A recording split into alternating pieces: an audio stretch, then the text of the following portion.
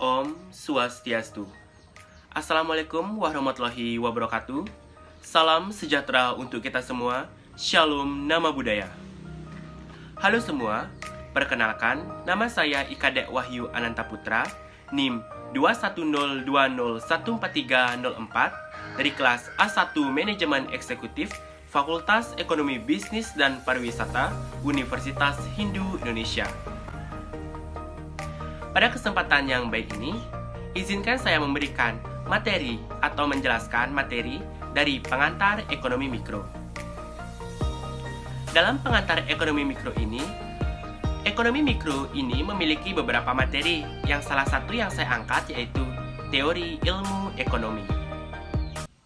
Nah, apakah kalian tahu apa itu ilmu ekonomi? Ilmu ekonomi adalah ilmu yang mempelajari tingkah laku manusia untuk mendapatkan dan mengolah sumber daya yang terbatas. Ilmu ini muncul karena manusia memiliki kebutuhan dan keinginan yang tidak terbatas. Akan tetapi, sumber daya yang tersedia itu memenuhi terbatas. Ilmu yang mempelajari berbagai aktivitas perilaku manusia atau sosial yang berupa kegiatan produksi, distribusi, serta konsumsi terhadap barang dan jasa. Yang kedua, pengertian ekonomi makro. Ekonomi makro adalah ilmu yang mempelajari keseluruhan perilaku ekonomi yang berkaitan dengan penggunaan faktor produksi yang tersedia secara efisien.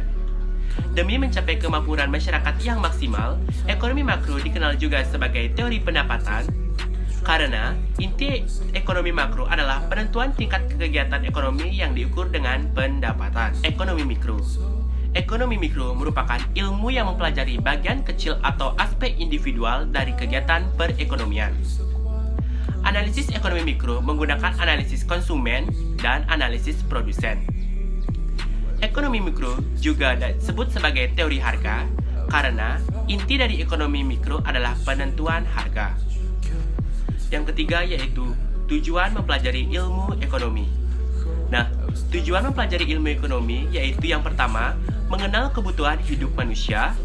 Yang kedua, mempelajari cara pemenuhan kebutuhan. Yang ketiga, memahami hubungan peristiwa perekonomian. Yang keempat, membangun pengambilan keputusan. Yang kelima, meningkatkan kemajuan ekonomi. Yang keenam, melatih pengembangan kreativitas. Yang ketujuh, memahami dasar perilaku ekonomi. Yang kedelapan, mempelajari kebijakan ekonomi. Yang kesembilan, melatih manajemen waktu dan keuangan. Dan yang ke-10, mengetahui isu-isu internasional. Yang keempat yaitu sifat-sifat teori ekonomi. Teori ekonomi memiliki 4 sifat teori. Yang pertama yaitu variabel, di mana variabel itu merupakan suatu faktor atau besaran yang nilainya dapat mengalami perubahan dan merupakan unsur penting dalam setiap teori. Sifat variabel dibedakan menjadi dua, yaitu variabel eksogen dan variabel endogen. Yang kedua yaitu asumsi. Asumsi merupakan salah satu syarat penting dalam membuat teori dalam ilmu sosial, karena tanpa asumsi sangat sulit untuk menjelaskan sifat-sifat perhubungan antara berbagai variabel. Yang ketiga yaitu hipotesis, di mana hipotesis merupakan suatu pernyataan yang menggambarkan keadaan yang pada umumnya. Dengan demikian, tidak 100% benar. Akan terdapat sifat-sifat variabel yang berbeda. Dan yang keempat yaitu teori ekonomi. Dapat pula meramalkan keadaan yang akan berlaku. Penilaian tersebut dapat digunakan sebagai landasan dalam merumuskan langkah-langkah untuk memperbaiki keadaan dalam perekonomian. Selanjutnya yaitu pengertian dari barang. Barang merupakan benda-benda yang terwujud, yang merupakan alat yang digunakan masyarakat untuk memenuhi kebutuhan hidupnya atau untuk menghasilkan benda lain yang akan memenuhi kebutuhan masyarakat. Nah, sedangkan jasa merupakan kegiatan yang memberikan manfaat. Kegiatan ini ditawarkan suatu pihak atau penjual ke pihak lain atau pembeli tanpa wujud dan tanpa menghasilkan kepemilikan. Dan yang terakhir yaitu alat analisis ilmu ekonomi, di mana alat analisis ilmu ekonomi ini dapat dibedakan menjadi 3 bagian, yaitu yang pertama menggunakan grafik, yang kedua menggunakan matematika, Dan yang ketiga, menggunakan sistematik.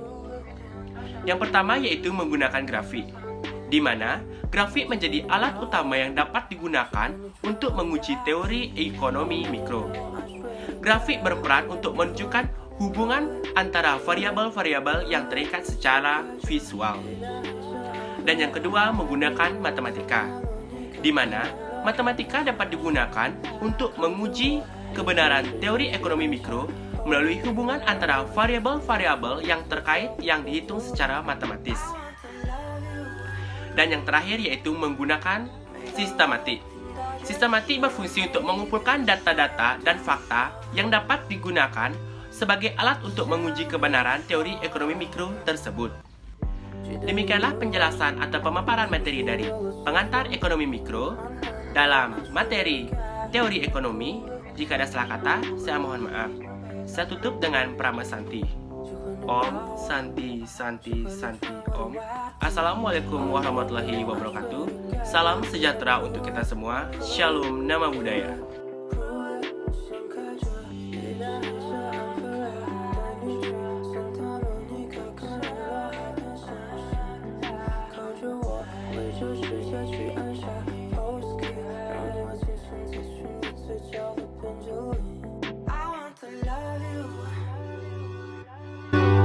每当我听到这首 MJ 的歌，想对你说，